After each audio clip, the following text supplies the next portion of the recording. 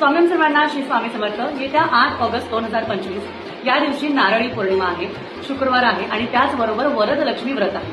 आता हे वरदलक्ष्मी व्रत म्हणजे काय, तर हे वर्षातून एकदा येणारं वरदलक्ष्मी व्रत असं म्हणलं जातं, ज्याला महालक्ष्मीची सेवा ज्या दिवशी आपल्याला करायची असते। महालक्ष्मीच्या एका स्वरूपाची सेवा आपल्याला करायची असते, ज्याला अष्टलक्ष्मीच्या स्वरूपातलीच एक सेवा म्हटली जाते। आता या दिवशी ही सेवा का करावी आणि त्याचबरोबर या वर्षी हे काय एवढं महत्वाचं आहे, तर ते मी तुम्हाला आज सांगणार आहे। त्यासाठी व्हिडिओ पूर्ण बघायचा आणि खाली कमेंटमध्ये श्री महालक्ष्मी नमः नक्कीच कमेंट करायचं आहे। आता बघा, या दिवशी नारळी पौर्णिमा आहे, तर पौर्णिमेला आपण महालक्ष्मी आणि विष्णू भगवानांची सेवा करतो, सत्यनारायण करतो। त्याचबरोबर शुक्रवार आहे, शुक्रवार सुद्धा महालक्ष्मी आणि विष्णू भगवानांचा बालाजी स्वरूपात यांचा वार आहे।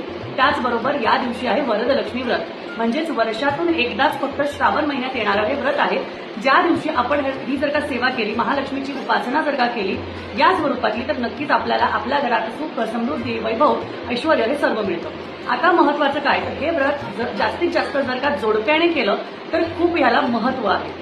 कुमारिका, स्त्री किंवा कोणत्याही व्यक्ती, अगदी पुरुष सुद्धा हे व्रत करू शकतात। या व्रतासाठी विशेष असं काय, तर या व्रताच्या मध्ये तुम्हाला कलशाची जी मांडणी करायची आहे ती तांदळाच्या कलशाची असावी, पाणी नाही। त्याला व्यवस्थित छान सजवायचं, मुखवटा असेल तर मुखवटा लावायचा, अलंकार घालायचे, पानं घालायची, फुलं आणि त्याचबरोबर खिरीचा नैवेद्य दाखवून 21 प्रकारच्या वेगळ्या वेगळ्या नैवेद्याचं तुम्हाला अर्पण करायचं असतं। मग यामध्ये फळं, ड्रायफ्रुट्स आणि सगळंच काही येऊ शकतं। अगदी तुमच्या जेवणाचे पदार्थ सगळे मिळून सुद्धा 21 गोष्टी होऊ शकतात।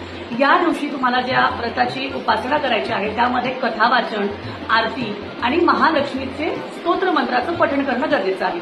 हे असं व्रत आहे की हे त्याच दिवशी उद्यापन करायचं असतं, त्यामुळे संध्याकाळी 5, 7, 11 अशा स्त्रियांना बोलून त्यांना खिरीचा नैवेद्य द्यायचा असतो, ओटी भरायची असते आणि त्याचबरोबर महालक्ष्मी स्वरूप त्यांना कुठली तरी भेटवस्तू द्यायची असते। या व्रताने आपल्या आयुष्यात भरभराट होते, सुख, समृद्धी, वैभव, ऐश्वर हे नक्कीच वाढतं। कारण हे व्रत आपल्याकडील नसून हे व्रत साऊथ मधलं म्हणजे दक्षिण भारतातलं व्रत आहे, ज्याला वरलक्ष्मी व्रत सुद्धा म्हणतात। आणि तिकडच्या भागात या व्रताला भरपूर अशी मान्यता आहे, कारण या व्रताने त्या लोकांना इतकी प्रचिती आलेली आहे, त्यामुळे हे व्रत ती लोक अगदी गौरी पूजनासारखं व्रत करतात। आणि त्याचमुळे या व्रताला आता यावेळेस आपल्यालाही, तुम्हाला माहिती नसेल तर आपल्यालाही ही सेवा नक्की करायची आहे आणि जेवढी जमेल, जशी जमेल तशी ही सेवा आपल्याला 100% या 8 तारखेला वरदलक्ष्मी व्रताच्या दिवशी करायची आहे।